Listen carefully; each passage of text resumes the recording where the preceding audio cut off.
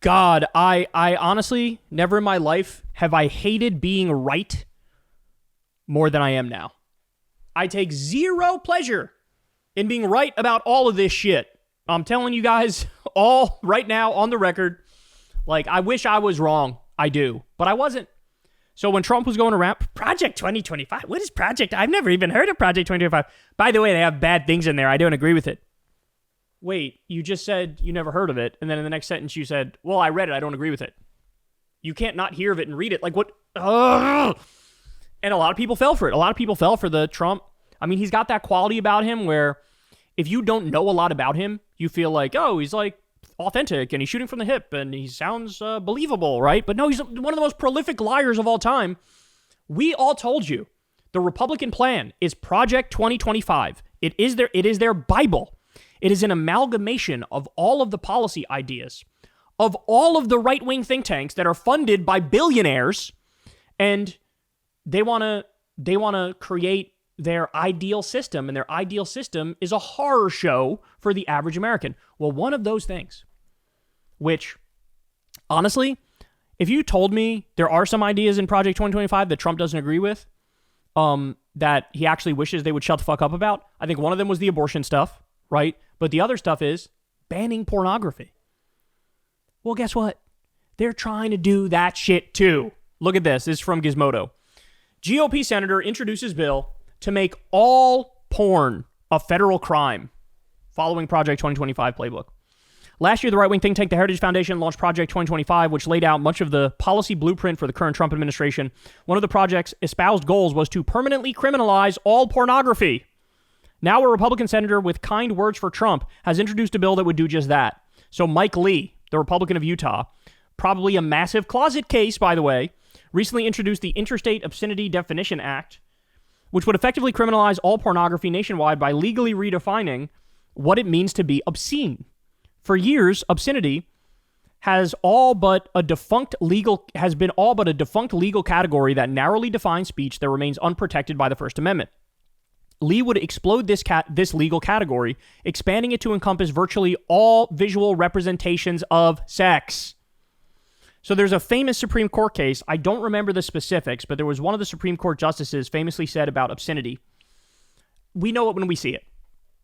That was like the legal standard. Like, we know it when we see it, right? And obviously the implication was, at that point, that doesn't include porn. Like, porn's fine. It's just what becomes obscene, I don't know, snuff videos or something like that, right? Like, it's not just porn, full stop.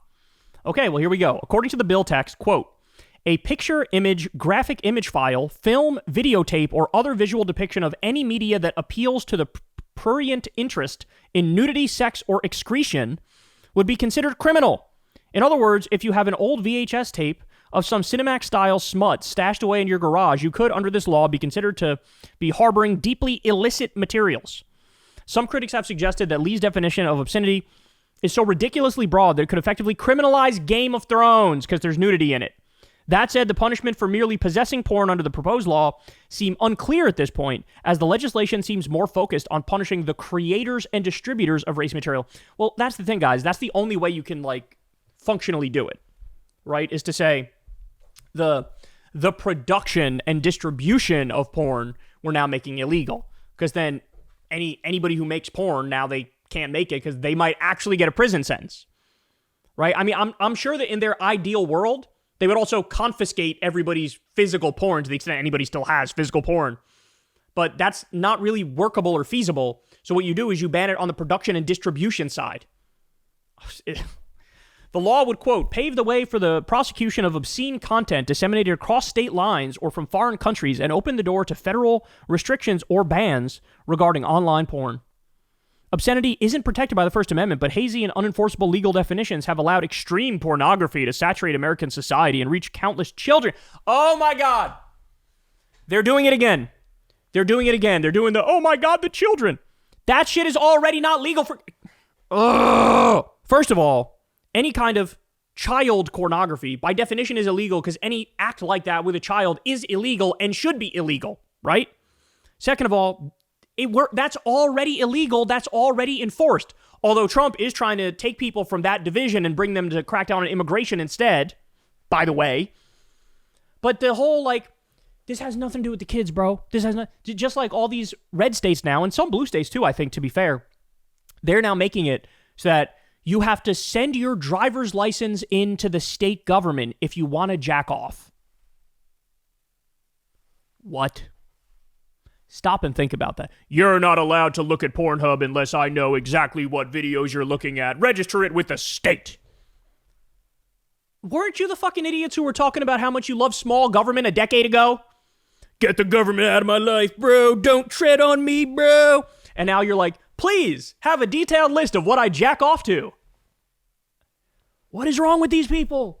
Our bill updates the legal definition of obscenity for the internet age so this content can be taken down and its peddlers prosecuted. Lee's view of pornography hews closely to that of the Heritage Foundation, which has similarly sought to crush the smut industry. In its mandate for leadership, Project 2025 defines pornography as the omnipresent propagation of transgender ideology and sexualization of children. Oh my God. These are the horniest people in the world. And these people have the grossest perversions in the world. You know, it's funny. When you look at super lefty people like myself and like a lot of the people that I know, nobody is more, what's the word? Heteronormative, right?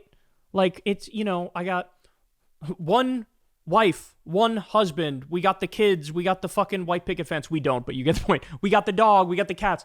Like it's the most standard conservative view of like, this is the ideal family.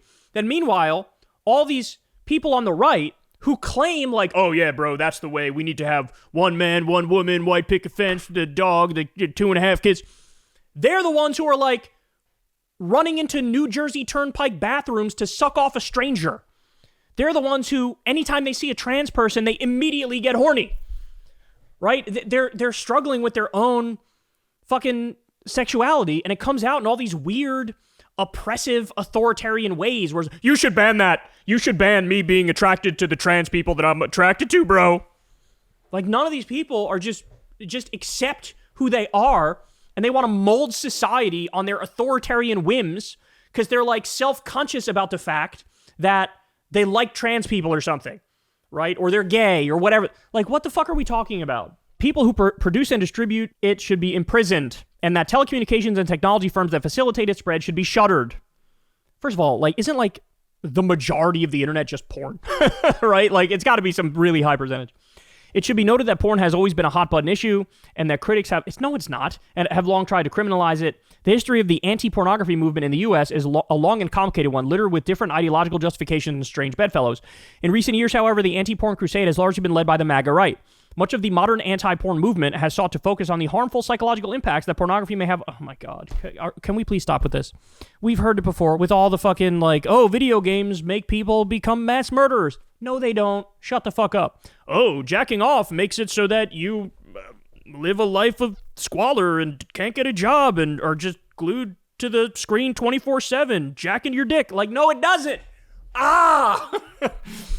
Is there some percentage of people that get addicted? Sure. There's also some percentage that are addicted to alcohol. We're not banning alcohol, right? Like, yeah, okay, that person has a problem. They can get some help, or if they choose not to get help, they don't get help. But that's on them. It's a little thing we used to call freedom, right? Like, isn't that the whole idea? Hey, you're free to also make decisions that other people wouldn't make. You're free to make decisions that might not be good for you, right? I'm sitting here fucking puffing away on some vape that's probably horrible for me. I like that I can do that. I like that. Everybody's got their vices, bro. Everybody's got their vices. Some are less bad than others, let's say. But look at this shit.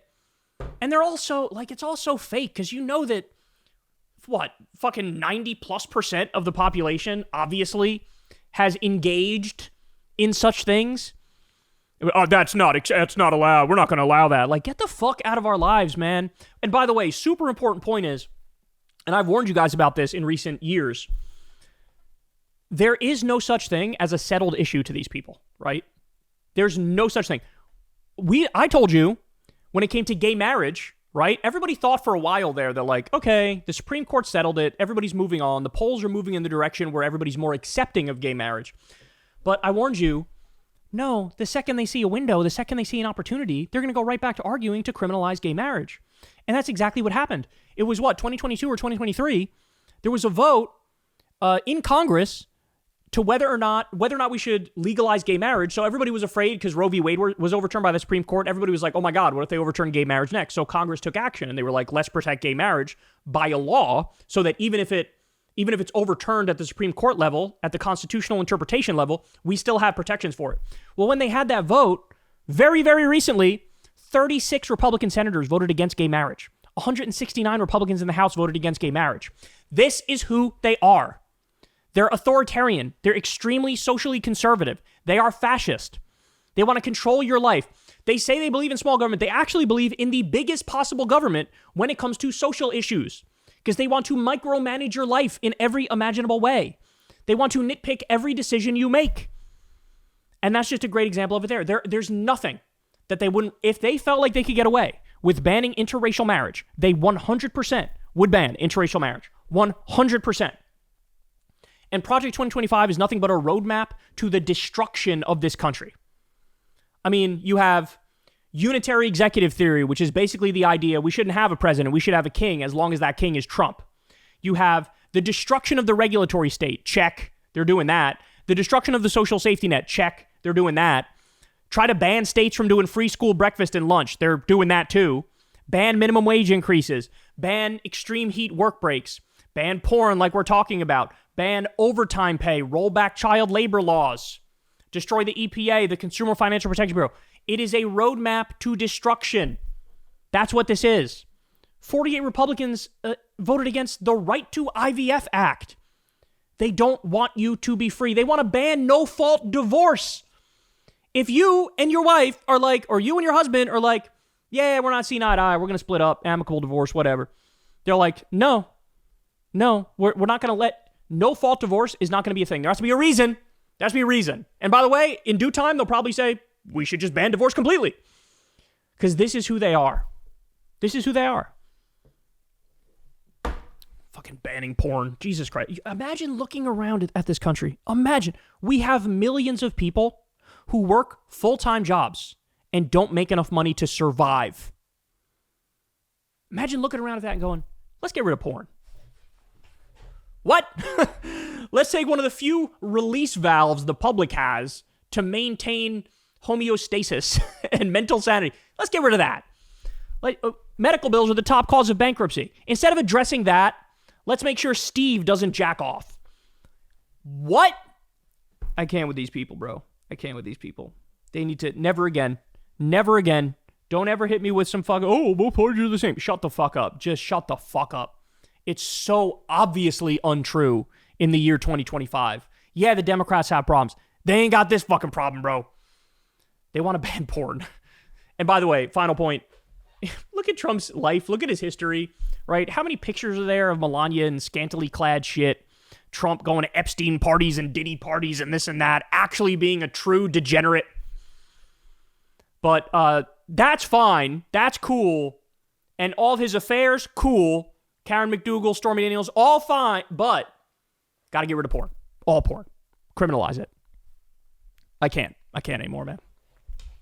All right, guys. That's the show, y'all. Thank you very much for listening. You know the drill. Everybody, please click like, click subscribe. That helps out massively and costs you nothing at all. Thank you to everybody who supports the show on Patreon. Please consider tipping $2 a month, $5 a month, whatever it is below. That's how this show keeps going. Never had a conversation with an advertiser.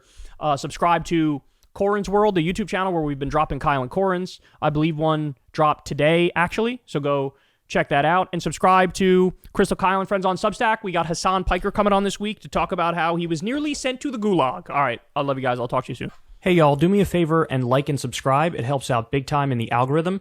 Click the bell as well for notifications when videos drop. And watch that video on screen right now. You know you want to.